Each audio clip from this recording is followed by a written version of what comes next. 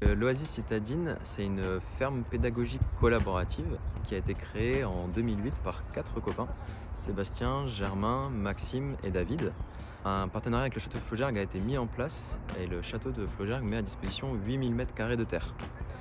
Donc c'est sur ce lieu qu'on a développé la ferme pédagogique où on accueille différents publics pour leur apprendre la permaculture et l'agroécologie.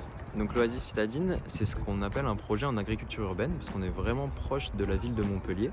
Elle se situe à côté de la zone Odysseum et du parc de Gramont. Au niveau des personnes qui viennent à l'Oasis, on a à peu près 200 adhérents et 60 membres actifs. Donc ce sont des personnes en général qui habitent la métropole de Montpellier et qui ont envie de venir régulièrement jardiner ou pratiquer différentes activités comme le yoga ou le qigong, mais également se former puisqu'on propose des formations sur différents sujets. L'initiation à la permaculture, apprendre à brasser sa bière, mais également sur le potager agroécologique. Donc en dehors de la ferme qui est sur les terres du château de Flaugergue, on intervient aussi à l'extérieur, notamment dans des écoles. On intervient dans des primaires, des collèges, des lycées, mais aussi des universités et écoles du supérieur. Et donc c'est comme ça en fait qu'on est rentré en contact avec le BTS GPN de Pôle Sup Nature afin de créer un partenariat entre les étudiants et étudiantes et les activités qu'on mène ici à l'Oasis. Donc ce partenariat il a différents objectifs, de sensibiliser les étudiants et les étudiantes à l'agroécologie et à la permaculture. Donc ils sont venus il y a quelques mois faire une visite du site. Aujourd'hui ils participent à un chantier participatif, notamment dans un jardin-forêt. Et on a également un groupe d'étudiantes qui travaillent sur les mares de l'Oasis et de voir comment ces mares participent à un lieu riche en biodiversité.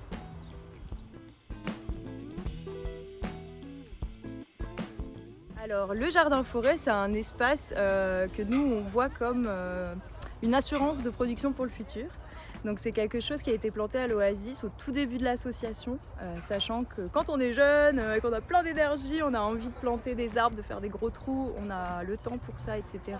Donc on met en place des arbres fruitiers, on les laisse se développer pendant qu'on s'occupe plutôt du jardin maraîcher comme ici. Et puis dans 15-20 ans, on aura des productions sur le jardin-forêt qui seront déjà établies et qu'on pourra récolter et dont on pourra profiter aussi. Donc le jardin-forêt, c'est un endroit où on va mettre surtout des plantes pérennes, contrairement à un jardin maraîcher où c'est plutôt des plantes annuelles. Et on va travailler sur les strates pour avoir le plus d'espace aérien et le plus d'espace souterrain aussi au niveau racinaire qui soit occupé et que du coup il y ait le plus d'interactions entre les espèces, d'échanges de nutriments, qu'il y ait un cycle de l'eau qui s'installe, de l'ombre qui se crée, qui laisse ensuite les nouvelles graines germer, etc.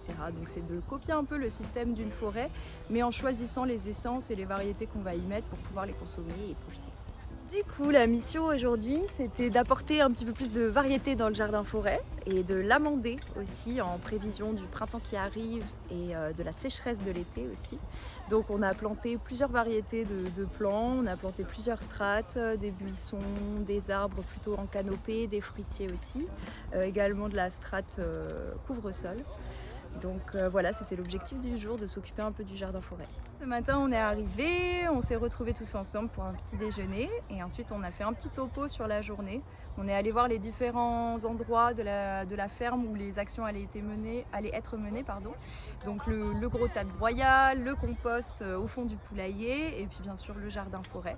Ensuite, on s'est mis aux plantations, ça allait très très vite. On a un groupe qui s'occupe d'amener du broyat, un autre groupe qui s'occupe de planter et on échange au courant de la journée. Ensuite, on s'est retrouvés pour un repas partagé sous la paillote de l'Oasis. Et cet après-midi, on continue à planter et puis l'activité ira tout doucement se calmer, comme quand le soleil ira se calmer et se coucher. On ira planter plutôt des févroles, c'est des tâches un peu plus minutieuses, un peu plus calmes. On arrosera tout ça, on rangera le matériel et on pourra prendre un petit temps aussi pour discuter et voir comment ça a été vécu par tout le monde aujourd'hui.